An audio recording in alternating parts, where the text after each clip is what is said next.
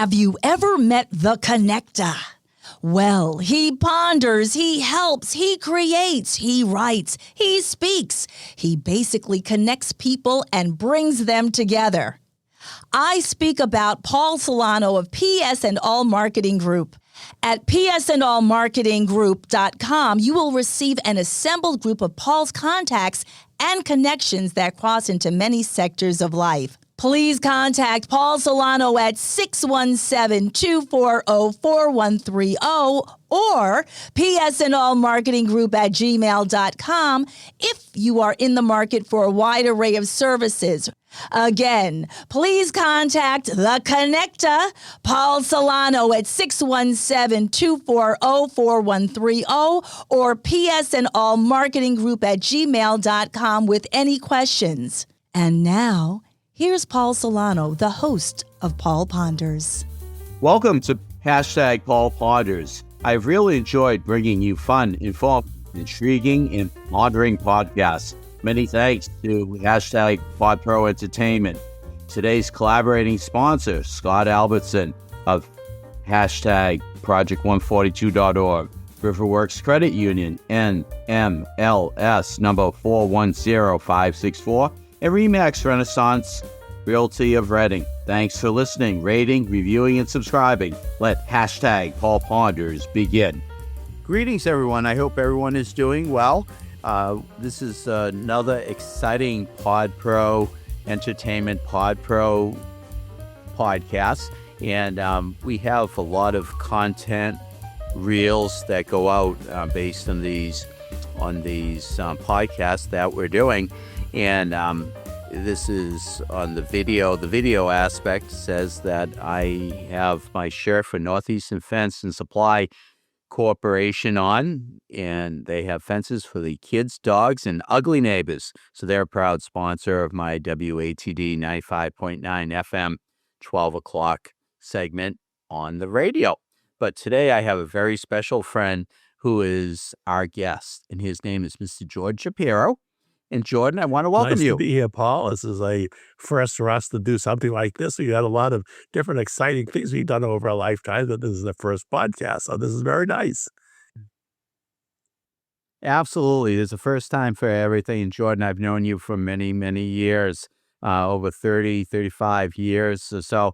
And just to introduce our listeners in Paul Ponders land to you, you're a graduate of Boston University with a BA from BU and your law degree from BU in 1966. And you are a senior partner in the law firm of the Shapiro Legal Group, correct? That is me. So far, you're doing very well.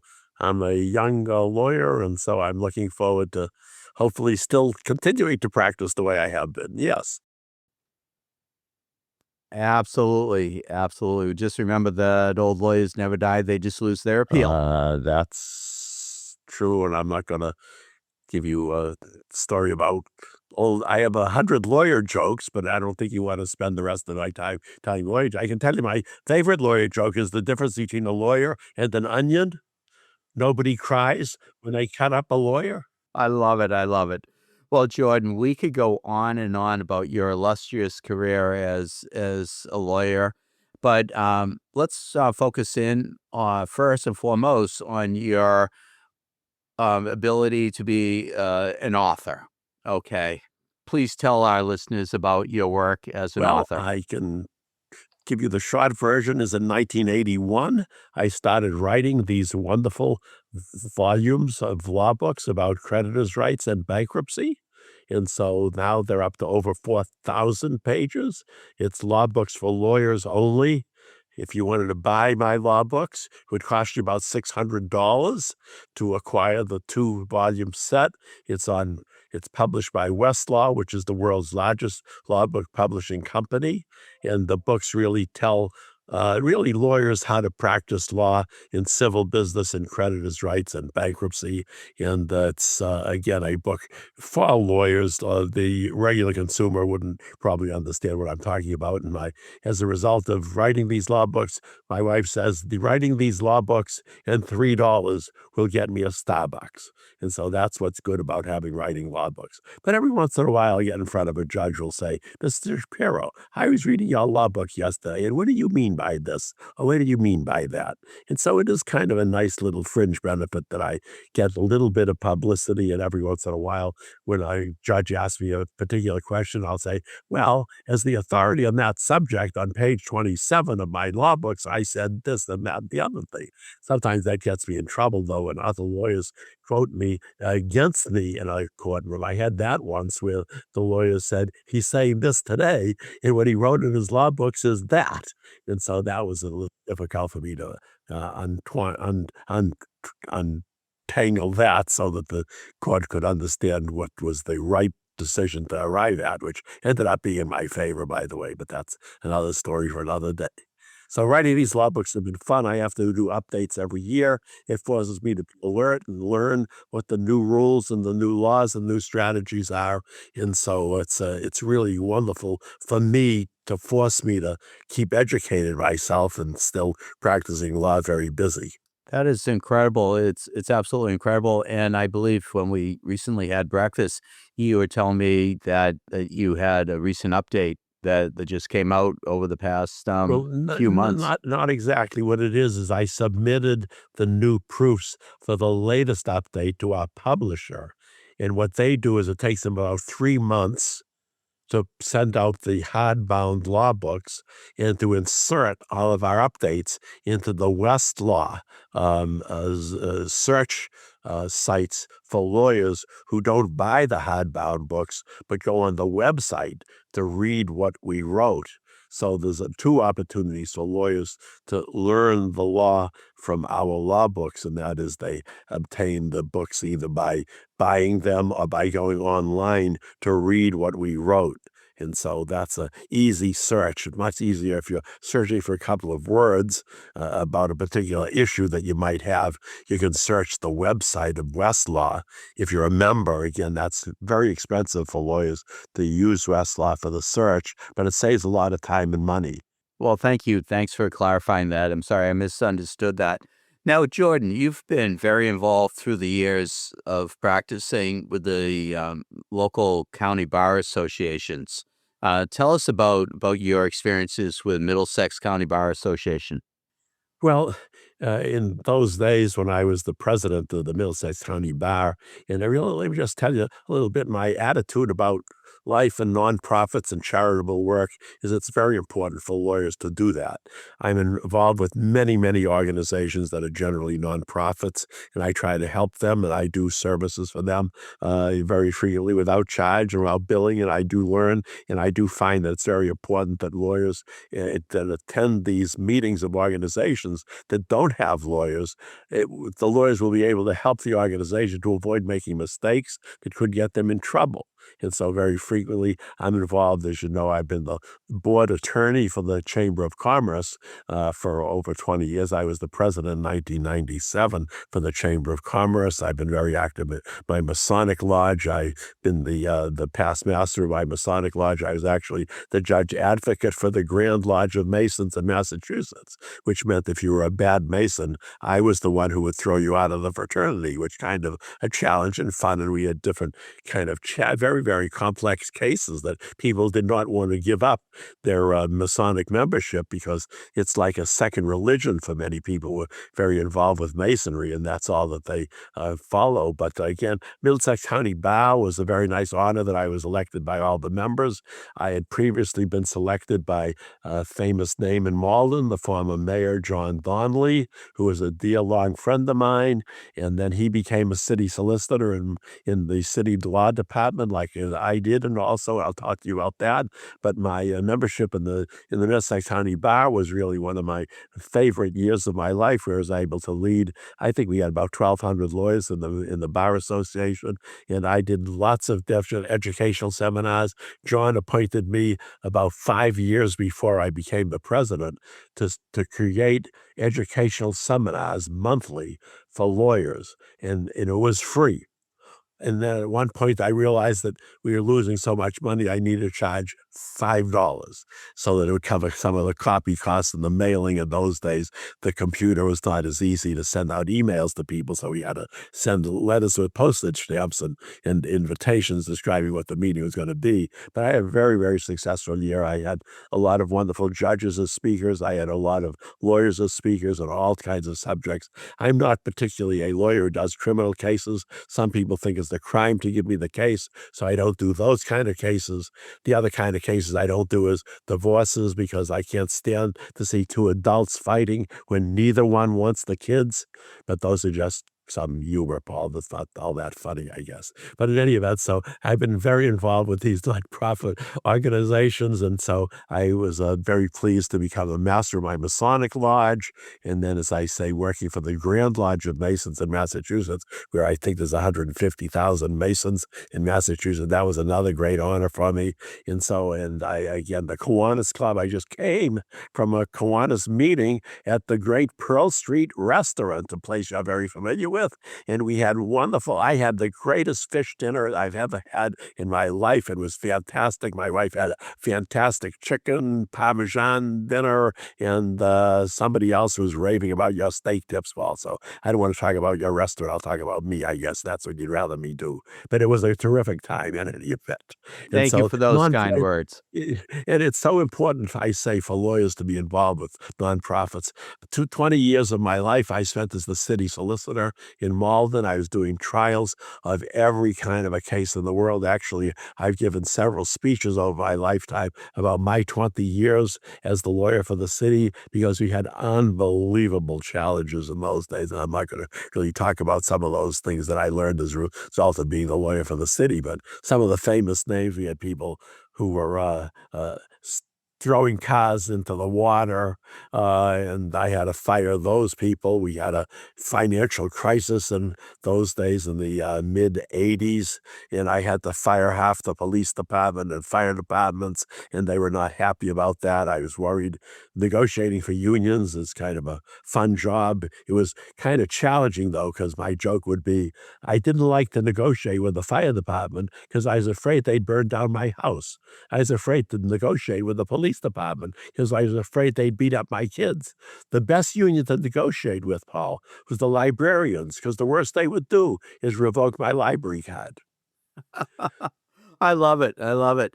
Well, I remember way back when, BITD, as my daughters would say, back in the day when I was serving on the Malden Planning Board, there were a lot of various issues in front of us, and you represented the planning board and the city of Malden so well. And those are lots and lots of litigation I learned how to do. I really knew very little about municipal law. A particular city official once met me while I was coaching my kids' baseball team and said, "Jordan, how'd you like to be in the Malden Law Department?" And I said, "No." And he said, "No, you only have to come in a few days a week and do a couple of trials." He said, "I heard you're a very good trial lawyer, and our lawyer for the city at that time was losing a lot. So I'd like you to be the trial lawyer for the city." And I said, "Well, I'll try it for a while, see if I like it." And then I came in and I learned a lot of municipal law. And then I learned that there was an organization called the State Municipal Lawyers Association. And so I was going there with several lawyers all around. I was the driver, and I would pick up the lawyer for the city of Everett, the lawyer for the city of Melrose, and the lawyer for the city of Somerville. The lawyer for the city of Somerville became a judge. And so I would drive all of them to monthly meetings, and after a while I got to know everybody there. And for some reason they said, "Jordan, why don't you become on the executive board, and before I knew it, I was the president of the State City Solicitors Association. And I had a wonderful time meeting all the city lawyers. There's 356 cities and towns, all have some kind of a lawyer, either a private lawyer or an outside counsel. And so I learned a lot of municipal law, and I learned a lot about zoning. I learned a lot about accidents of every kind. Every once in a while, the fire department would drive into somebody's house, or the police department would run somebody over and kill them, or they try to be accused of beating somebody up. And so I learned how to do all of those kinds of trials, in addition to the zoning and the Board of Appeals cases and just the general finances. And again, hiring and firing of employees. And so I'd be going to the appeals court. I've been doing jury trials, tons and tons of jury trials. I was blessed with a wonderful law department, and so we were winning a lot. And so it was almost, I used to jokingly send the city council, who was my appointing authority in those days. Now the mayor is the appointing authority of the city law department, but in those days I would be writing to the city council, we won another one, and here's what we did and how we did it. So no, we were very blessed. I've had some very nice organizations that I've been involved with all my life, and as I say, I like to encourage lawyers to be involved with those organizations so that they can make sure they don't make mistakes. Without a doubt. Now, earlier when I started this podcast with you, I talked about you being a graduate of Boston University, both undergrad and law school. But of course, it all started at Malden High School, and you and I were um, on the committee for the Malden High Alumni Association in selecting the recipients of the Alumni Hall of Fame. So a couple of years ago, you received a phone call, basically letting you know from my dear friend Ellie Cushing that you were not going to be on the committee. And the reason was because we Yeah, just she decided. said, I don't mean to interrupt you. She said, you're not be on the committee. And I said, why not? What did I do wrong? Uh-huh. So anyways, while you had received a few nominations to be a member of the Malden High School Alumni Association Hall of Fame, so you are a distinguished alumnus from the class of 1960, correct? Correct. That makes me Absolutely.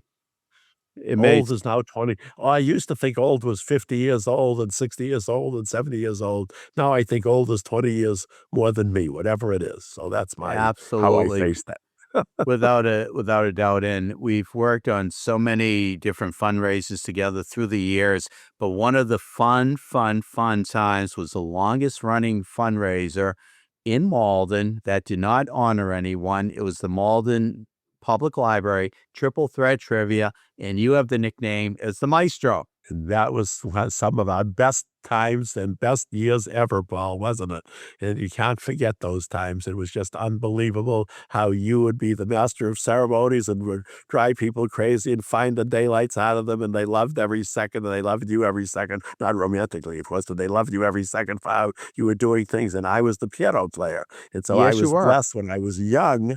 When I was very young, I started to learn to play the piano, and I took lessons. I actually went to Berkeley for a year, so I gave pretty good, and I started to play the piano to sweat myself. When I got to be 21, 22 years old, I was able to get into bars and lounges, and so my amazing education was I worked my way through law school. I would tell people I would work my way through law school by playing the piano in every striptease hall and barroom in Boston.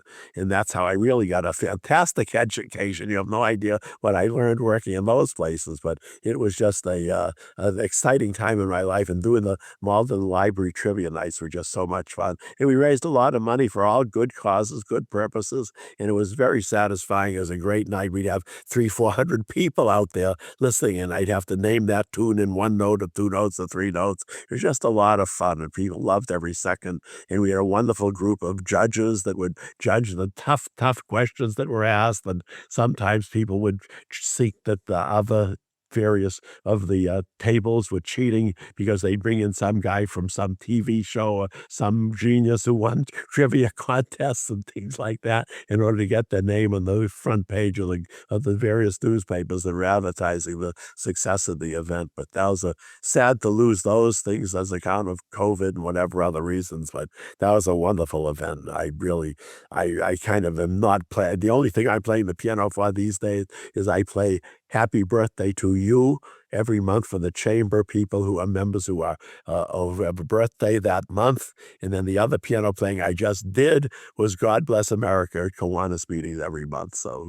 I'm still dabbling, not playing an awful lot. Every once in a while, I'll go to a place. Like, I can tell you a quick story, is I went to a wedding recently in Italy, and while waiting for the event to begin, I saw a piano in the bar room, and I said, "Do you mind if I play a tune?" I sat down and I played a tune. They wouldn't let me stop. I went on for like a half hour playing for the bartenders. I'm playing pretty well. People now do listen to me play every once in a while. I get satisfaction in doing it. I play a lot of fun songs, and I have some humorous songs that I play too, but in any event, so it's still, piano playing is a wonderful ability to have. Everybody should teach their children how to play something musical. Very important to have music in their lives. And I would do speaking every once in a while. The Kiwanis had an event that we would run every month or two. We would go to different schools, different members, and I was the only one on the Kiwanis club. I would bring my keyboard, and I would play songs for the second and third graders. They would listen, and I would tell them how important it is for them to learn to play music, and I would lead them in sing-alongs for children. Mary Had a Little Lamb, The Farmer in the Dell, A, B, C, D, F, G, all those kind of things, and they would really welcome me, and so I was kind of a hot item that people wanted me to be that speaker, and the teachers wanted me to be the speaker when the Kiwanis Club was doing those charitable things to teach children about what business people did in the community. So it's a lot of fun I've had in my life. I enjoyed it. And again, I jokingly say I was born in Malden Hospital, and I never improved myself. I'm still here, but I do still live in Malden. They had a residency requirement for the 20 years, and then my best friends moved next door to me. So my wife and I don't want to leave. We're enjoying Malden and still staying in Malden. And I recently moved my law practice to a new location in Malden. So everything is good. It really is. Well, Jordan, as I said at the top, we could go on for hours and hours with your illustrious career. But how do our listeners in Paul Ponder's land reach out to you if they need any legal services or a guest speaker or a piano player?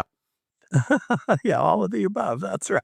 I do a Yes. lot of speaking for bar associations. You're right. I do speaking occasionally.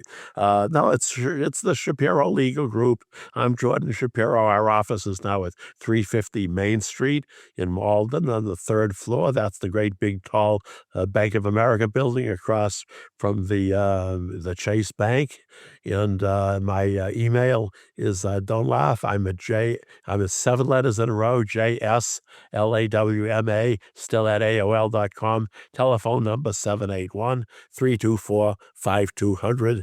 And I work day and nights, weekends and holidays. I tell people I'm trying to slow down from 70 hours a week to 50 hours a week, but I haven't quite got there yet. But I'm available day and night, weekends and holidays. People can always reach me.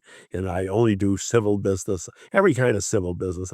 Not that I am discouraging people who have issues with bankruptcy. I always tell people bankruptcy is a wonderful thing. Everybody should do it at least once, and you should contact a lawyer. Thank God that nobody pays their bills is my joke, and so that's my little fun lines about bankruptcy. But we do a lot of real estate closing. We do a lot of business law, business corporations, estate planning. We even do, and so there's a lot of different civil kinds of business that we do in my law practice.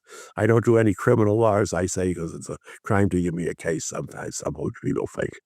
I love it.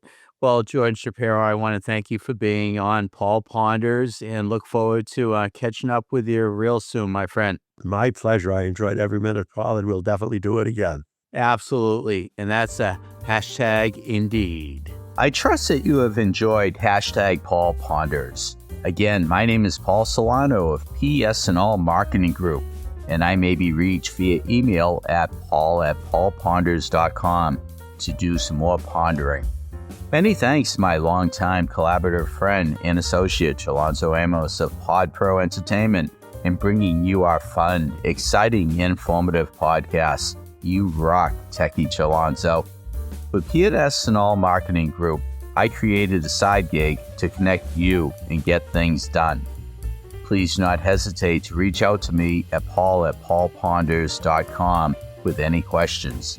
Subscribe to our YouTube channel at Paul Ponders. Follow us on Twitter at Paul Ponders Pod. Follow us on Instagram at Paul Ponders Podcast. Thank you again for listening to Hashtag Paul Ponders, available on Apple Podcasts, Spotify, our website, paulponders.com, or wherever you stream your podcasts. Subscribe, stream, rate, and review our shows. Your ratings and reviews help our show reach new audiences. Produced by PodPro Entertainment, Hashtag Paul Ponders lives within a network of podcasts located at podproentertainment.com. Hashtag the new radio. Until we meet again, my friend, stay well. Hashtag indeed.